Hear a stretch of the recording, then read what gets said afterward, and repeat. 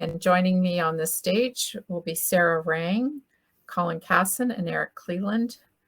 I'll let you come up and get your presentation ready. Sarah Rang is the Executive Director of the nonprofit Invasive Species Centre, whose mission is to protect Canada's land and water from invasive species. Sarah has 30 years of experience in the conservation policy and programs. She's worked with governments and nonprofit organizations and the private sector to help create new environmental initiatives, including a $1.5 million annual community grant program, worked with First Nations and government to develop an $85 million trust fund for the environmental remediation, and worked with the provincial and federal government on joint Great Lake projects. Sarah Rang has also worked with mayors and municipal leaders on Asian Carp prevention and nutrient reduction. She holds a Master of Science from U of T. Welcome, Sarah. Now, did you want me to introduce Colin and Eric, or are you going to do so as you go through your presentation? Thanks, Belinda. If you're okay to introduce them all off the top, and then we'll just run through. Thank you, Sarah. So Colin Casson is well known to all of us as well, a past OIPC employee. Colin is the Invasive Species Policy Manager at the Invasive Species Centre. He strives to deliver positive environmental and social change through more effective invasive species collaborations. Colin has worked in conservation and invasive species engagement for nearly 10 years. He holds a Master in Science in Ecology and Evolution Biology from U of T and a Bachelor of Science in Restoration Ecology from Trent. And also joining us will be Eric Cleland, who is the Director of Nature Conservancy of Canada's Invasive Species Program for the Ontario region. Eric has over 20 years of experience in delivering habitat restoration and invasive species management programs within the government and not-for-profit sectors. Eric currently leads implementation of Canada's largest invasive Phragmites management program in the Long Point. In addition, an initiative that pilots novel tools and techniques for control of this aggressive plant. He is the lead author of Ontario's new Frag Free by 2033 strategic framework and looks forward to an Ontario that is frag free from the impacts of invasive frag. So with that, Sarah, I will turn the presentation over to you. Thanks for joining us. Thanks very much, Belinda, for the kind invitation. And I look forward to sharing with you today updates from our Green Shovels Collaborative and hearing from you as well, thoughts and ideas. I'll start off and then Colin will give a few updates and Eric will provide some information. So the Green Shovels Collaborative is kindly funded by the Ministry of Natural Resources and Forestry. So I just like to acknowledge them as a funder. Next slide, please, Col. Yeah. So who we are, we're a group of leading kind of conservation and nature organizations who really share an interest in invasive species. So you'll see Ducks Unlimited, Federation of Ontario Cottagers Association, ourselves, Nature Conservancy of Canada, Ontario Federation of Anglers and Hunters, and the Ontario Invasive Plant Council as well. So we meet regularly, we talk through different ideas, we share stories, and we kind of collaborate on a work plan. Next slide, please, Col. So we started off in 2020. We designed a menu of shovel-ready projects and offered those to the federal and provincial governments who were interested in stimulus and job creation plans at the time. And thanks to the funding by MNRF, 2 projects were funded, which will focus just on one today, which is the Phragmites portion. So there's some work that we've been doing over the last couple of years, which is kind of highlighted here. I won't go through, but it is all available on our greenshovels.ca website. We've been working in terms of surveying the communications. We're really interested in the economics and the cost-benefit analysis of FRAG. And some of you might know us through the development of the FRAG Fund and some new tools as well, which again are very much led by our partners as well. I just wanted to recognize all the wonderful FRAG experience in the audience and I've been hearing about today, and very glad that OIPC has become a member of Green Shovels, and we're here today to provide you with a few updates. Next slide, please, Carl. So I'm just going to focus today on the first one, the green Phragmites strategy, but just also to note that Green Shovels is also really interested in innovative tools, and we've heard a lot about that today. So we are very interested in new innovative tools for invasive species land managers. Next slide, Carl. So today we're just going to focus on these 4 aspects for you. Colin will lead you through the first 2, and then Eric will lead you through 3 and 4. We really wanted today just to focus on a couple of projects that might be of interest to the audience, get your ideas and any comments you might have as well. So I'll hand it over to Colin to lead us through the first one, which is the DNA screening project and the invasive control fund. Over to you, Colin. Okay, sounds good. Thanks, Sarah. Please, somebody poke me if you can. So pleasure to speak to you today, and just wanted to thank the organizers for having us in here. Really exciting to see all the work that's happening on Frag across Ontario. So we have a few projects that, as Sarah mentioned there, we just wanted to daylight that Green Shovels has been working on. And so I've got the first 2 here. So the one project is a project that we spoke to last year at the OPWG meeting. And it's based on some feedback that we've received from the fragging community with respect to just distinguishing in a defensible and concrete way to distinguish between native Phragmites and invasive Phragmites. And this just builds on, a recurring theme, I think, and many of the great past presentations, such as that by Dr. Freeland in past OPWG, I guess maybe 2 years ago, that work was presented, and just making the point that, even for very experienced fraggers, that just making that distinguishing call in the field can be a little bit challenging sometimes. And some of those physiological traits just, they can be a little challenging at times, right? And so really excited to hear earlier today about Mike McTavish making the update that there's a new tool in development and should be available for use in terms of making those calls and distinguishing between native and invasive Phragmites. So really excited to hear that that's a tool coming online as well.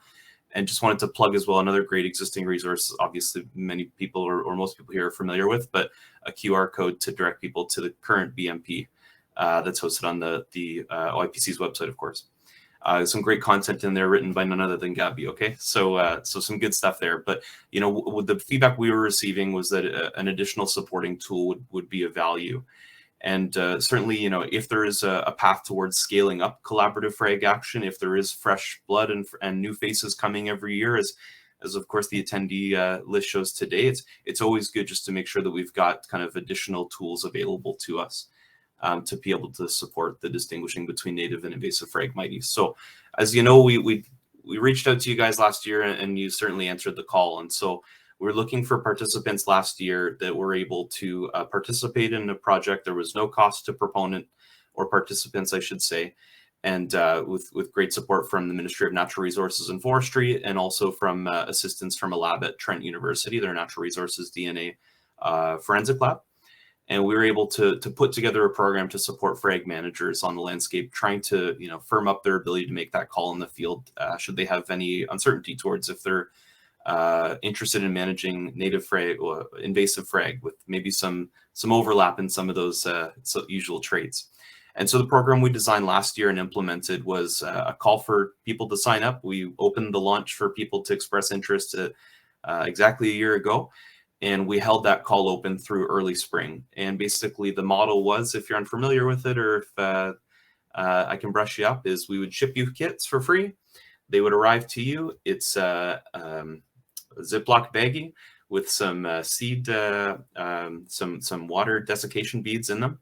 And the ask, and we also had kind of a protocol that was sent to, and the ask was, when you're out there managing your frag in June, in July, can you take a snip of the frag leaf? And we're looking for 2, and there was clear instructions on how to do that. And the idea is put that leaf into the package and mail it back to us. And we provide that to the lab at Trent. They're able to run a diagnostic on it. And the only requirement to make this a viable program was we need to do them all at once. So we were very hard lined on when a due date was to get those things in the mail to us. So thank you for playing within the request there. And what came back was 81 samples that were submitted from all across the province, lots from up north, lots from Sudbury and north, all the way up to Kenora, especially where we see lots of red-stemmed Phragmites. And 81 samples were submitted. 27 samples were flagged as introduced or invasive Phragmites. 51 samples were indicating native Phragmites, and funny enough, 3 were not Phragmites at all.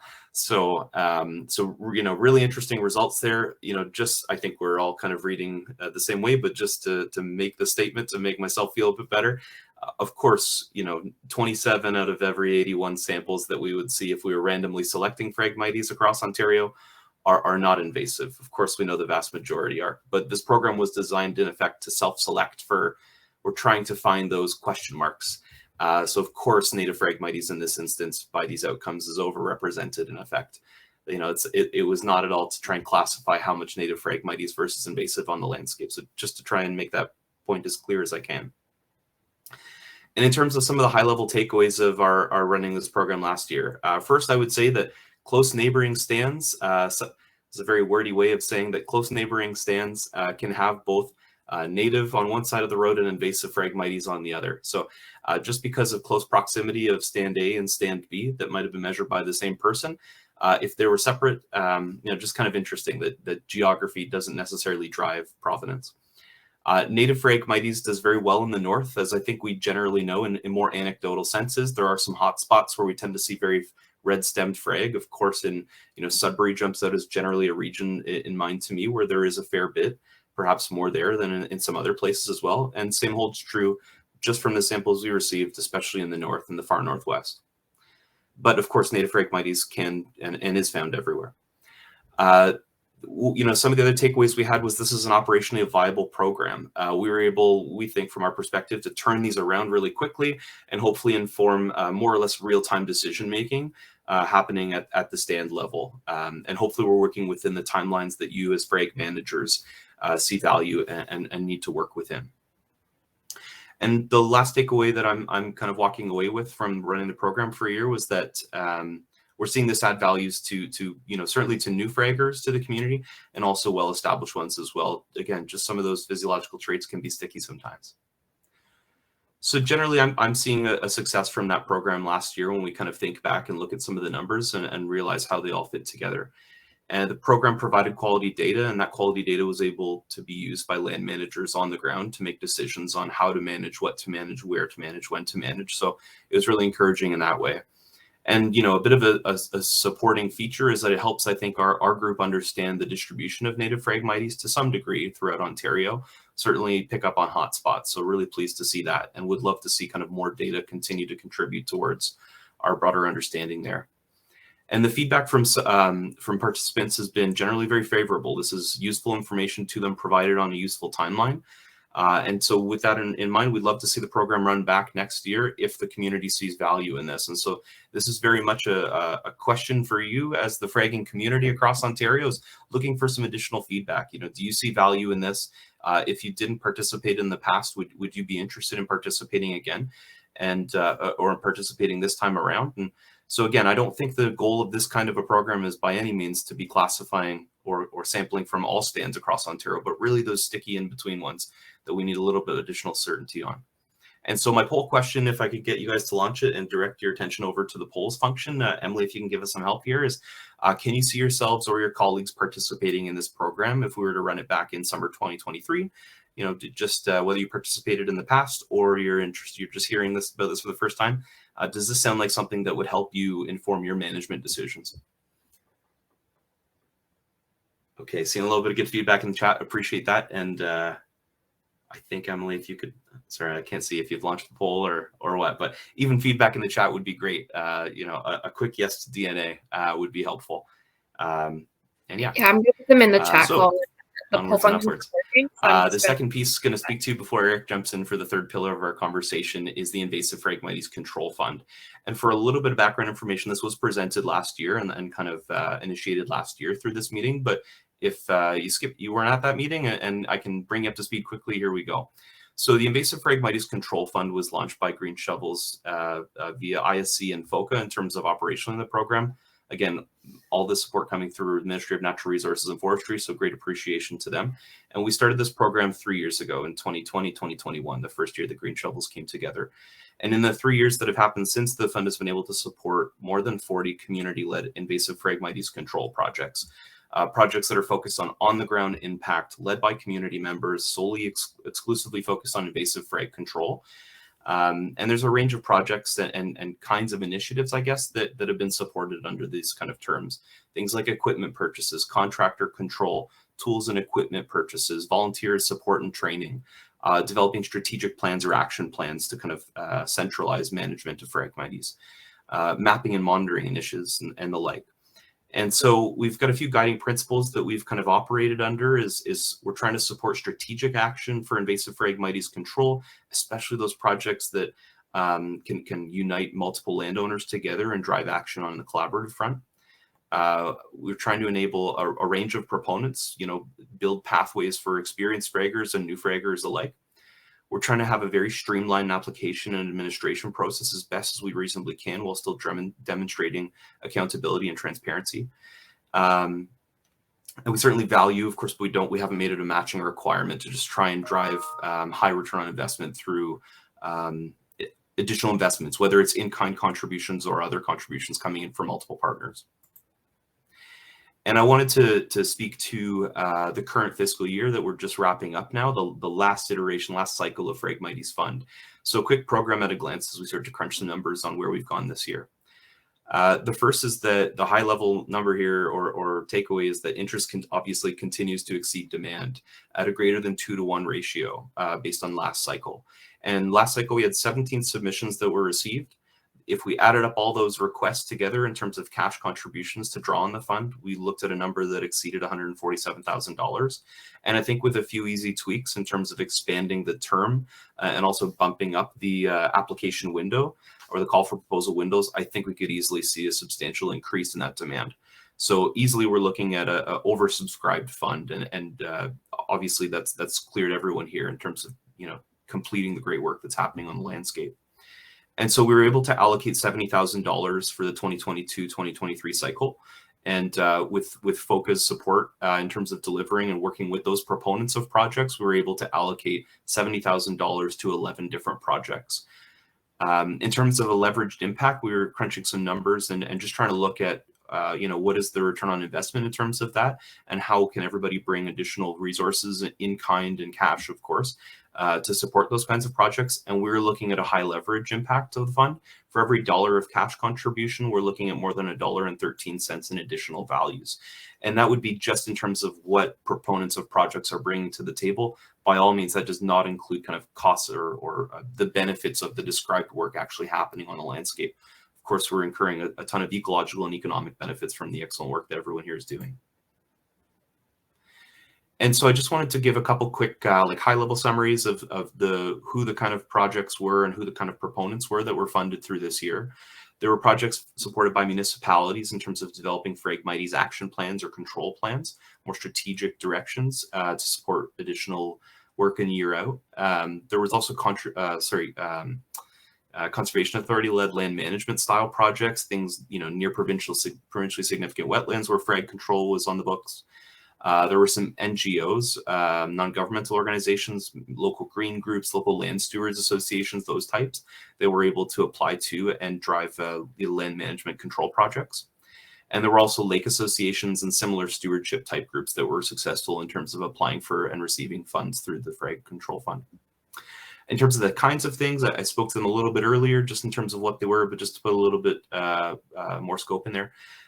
Some tools, equipment, things like spades, shovels, cane cutters, those were all eligible expenses. Contractor time, contractor work in terms of control or mapping, consumables in terms of product, herbicide, also training, exterminator licenses, sometimes for volunteers, sometimes for staff, additional licensing requirements that were seen to be barriers, staff time, of course, and some admin as well. So those are the kinds of projects, the kinds of proponents, and the kinds of expenses that we saw come through this year. And we're happy to do year-end summaries once final reports are submitted and published to give a little bit more specificity in terms of what those projects were.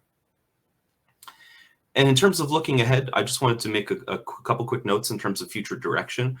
We'd love to see, as Green Shovels partner members, we've had early discussions in terms of what our shared priorities are and what feedback we're hearing from the fragging community. And I think it's pretty clear that everybody sees continued action and investment in the space as a great priority and a great return on investment. And so investing in Ontario's frag community gives us excellent return on investment. It's clear as day when we start to look at the numbers. Those community-led projects is really where we see driving of action on the ecological, economic, and societal values. Green Shovels continues to thank MNRF for enabling this work. This wouldn't happen without the support of the funder. And we want to continue to build a program that's reflective of what fraggers need in Ontario. So our shared vision for 2023-2024, again, looking ahead, this is our hopeful direction where we'd like this program to go. In terms of timing, what we've heard from people is that an earlier call for proposals would be valuable and add a little bit more value from the proponent perspective. And so we're anticipating a launch of the next cycle of the Frag Fund, the fourth cycle of the Frag Fund, in early spring. We'd love to do an extended launch window. We're seeing 4 weeks being a bare minimum, 6 weeks being the target in terms of when those call for proposals are open. So you can work with us to discuss projects, have your time to certainly get the best application you can in. In terms of terms, we'd like to see it continue to roll back at approximately the right scale, the scale that we heard good feedback on, which is a project capped at a cap of $10,000 per project, with single-year projects being considered at this time. We understand there's value in multi-year projects for sure. We'd love to try and find a path towards addressing that in the future, but this is what we have. And then a simple but accountable framework as well. Some of the feedback we've heard from proponents is that, again, the most version of this we can do in terms of project administration and also project reporting, that there's a lot of wins that we've had already and a few refinements that we can make to make this even stronger. And in terms of distribution, where we've gone in the past and will continue to go in the future is greenshovels.ca, Green Shovels Collaborative Partner social media channels. So all 6 of those organizations are happy to talk about it as soon as this Frag Fund launches. The OPWG listserv was a great resource we made use of last year, and we're happy to do that again. ISC's newsletter and granting page is another place that this information is posted. Past recipients will be emailed, as well as past applicants, and of course, word of mouth. We'd love to hear additional ways if you have anything in mind in terms of how we can reach the community and make sure that everybody's aware of this as soon as the fund goes live. And so a question quickly, if we could poll people, would love to hear from active fraggers only. Do you remember seeing the call for proposals way back in spring 2022? Just to love to get a bit of feedback in terms of those distribution channels. Are they meeting the mark? If you have any suggestions on where we can reach people who are doing that great work on the landscape, please feel free to email me or throw it in the chat. We'd love to hear more from you. And with that in mind, Eric, I think we're turning over to you and I'll go off camera. Awesome. Thanks a lot, Colin. Those are some really exciting projects that we've been working on over the last couple of years with some great results for fraggers in Ontario. But I'd like to share a little bit about some other work we've been focused on over the last year. You know, if those of you who have been to this meeting year over year may recall a couple of years ago where we had a survey of all the fraggers in the province and a workshop that followed that survey to really help drive what a provincial strategic framework for Ontario for managing this plant might look like. And there were a lot of themes that came out of that particular survey and that feedback that you shared. And one that was particularly clear was the need for more collaboration.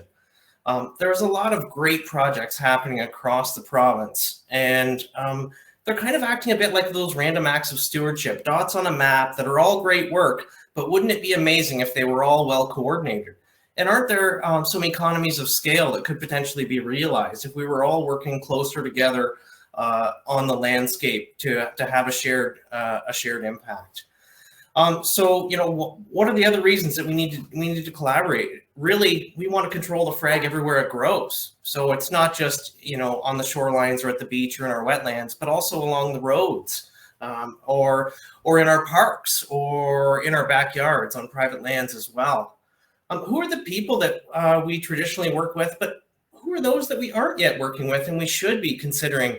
The session this afternoon with our Indigenous elders and knowledge keepers really, you know, frames that in my mind a little bit as well, as there are different perspectives and different approaches that we need to build into managing Phragmites as we move forward on the landscape. And so having that collaborative impact and having a group of people together really will help have a broad approach that captures everyone's values and needs. Of course, there's really practical reasons for managing Phragmites together, finding budget efficiencies. So if we can have one contractor work on 3 projects side by side, you're likely going to save some dollars. And we can also leverage each other's strengths. You know, having different types of organizations with different interests and different ways that Phrag impacts them at the table really allows us to play into those strengths. Like, you know, say communication might be one organization's strength with a certain sector of the community. So having all of those peoples together, working in the same sort of process on the same program really offers a lot of opportunity.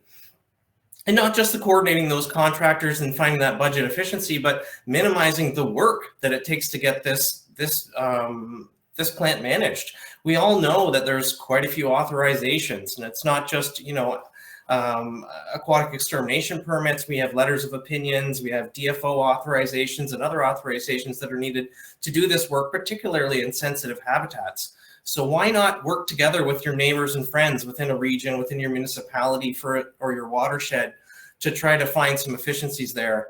That goes right through to the end of the project when the work's all done and we need to share our reporting requirements. You know, it'd be a lot easier to share that load around across all of the partners in a given project. And then lastly, it's great to showcase and highlight what a community can do when we all really work together. Next slide, please, Colin.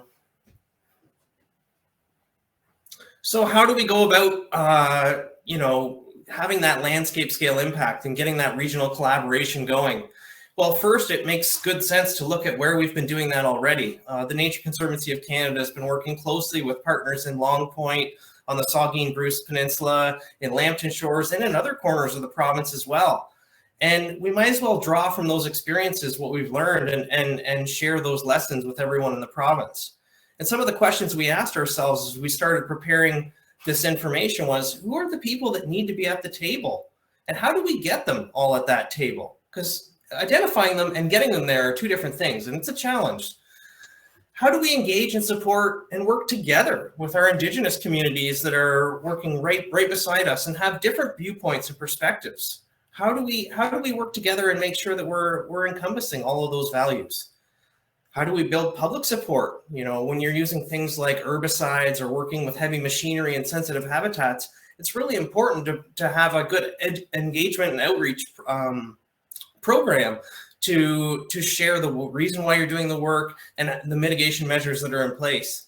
And on on that note, you'll get those landowners participating in your initiative as well. So it's really important to have that opportunity to communicate how the work is delivered. One of the questions I get the most from fraggers across the province is, how do we find it and map Phragmites?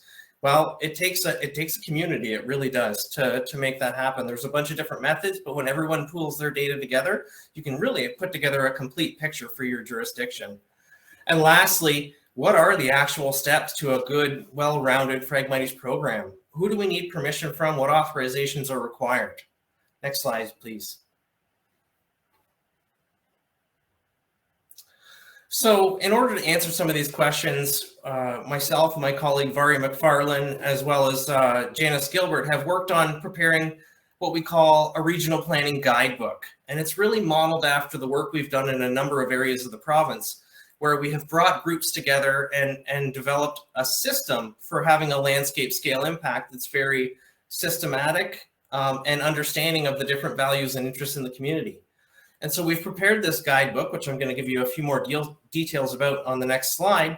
And it's currently in a review process. We've actually engaged 4 directions of conservation consulting who helped facilitate the session earlier today in reviewing and providing direct input to our guidebook on how we might work closely and approach communities that we don't have existing relationships on our projects. And lastly, we're really excited that this product should be available for sharing this spring.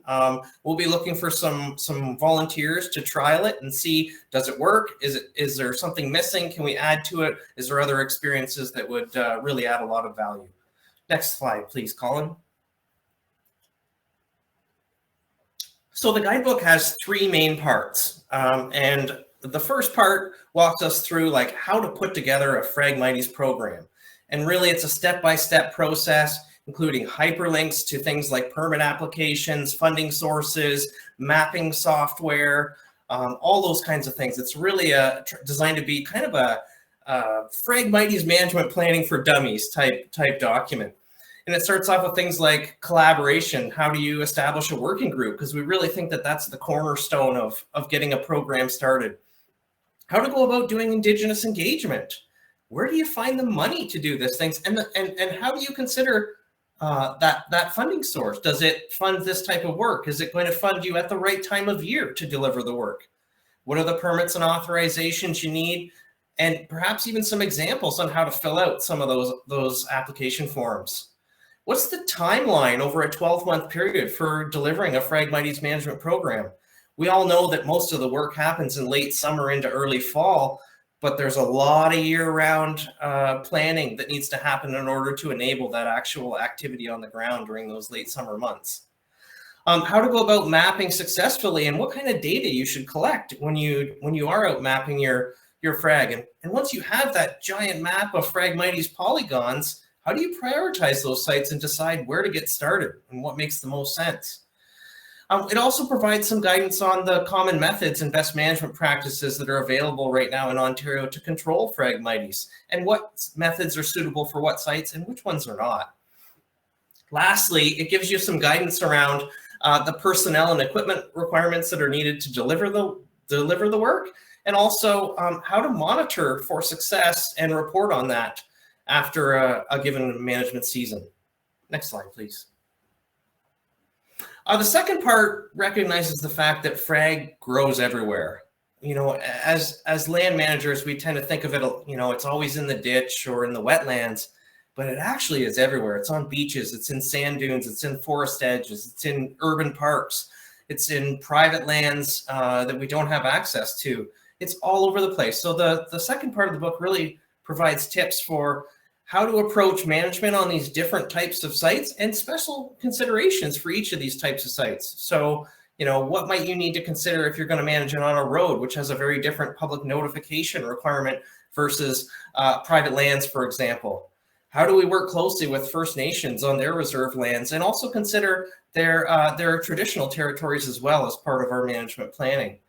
How do we work in natural areas safely and effectively and do the most harm or do the most good with the least harm?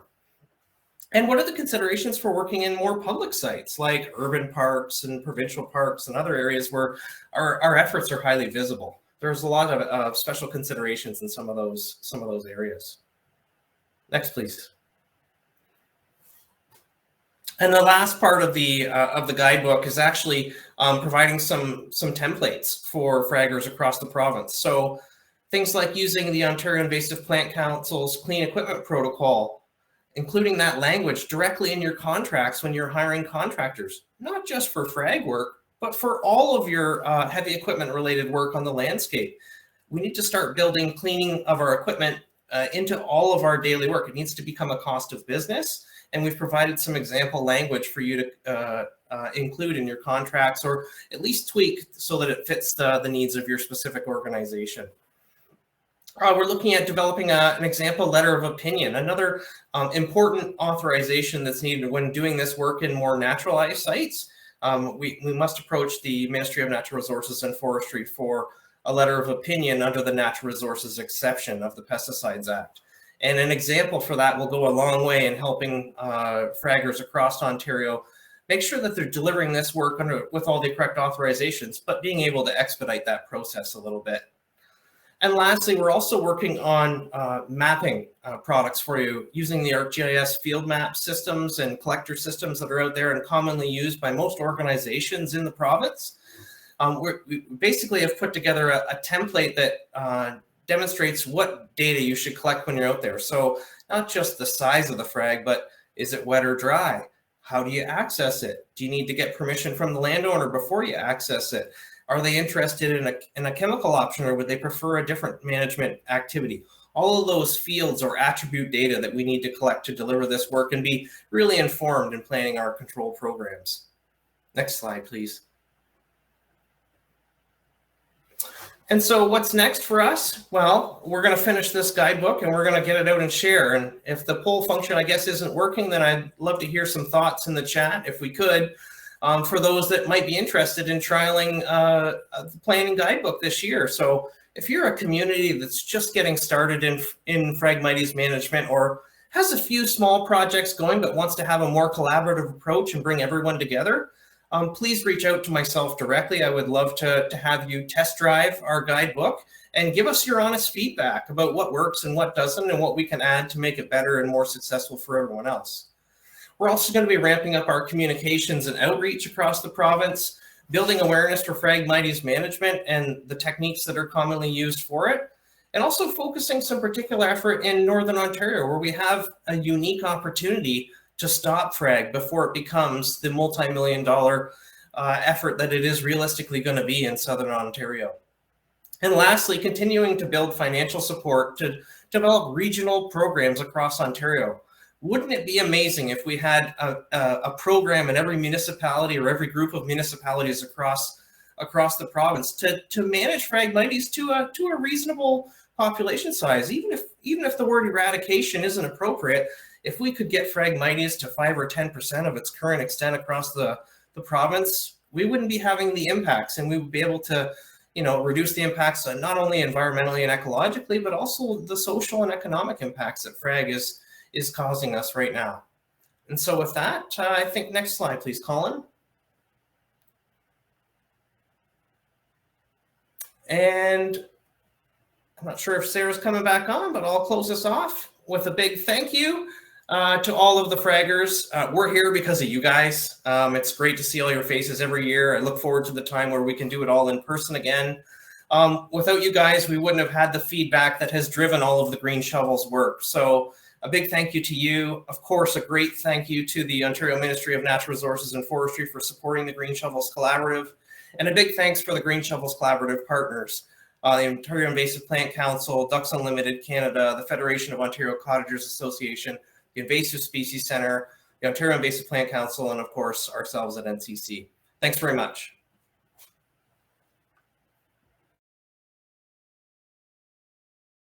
Great, thank you very much for that great presentation.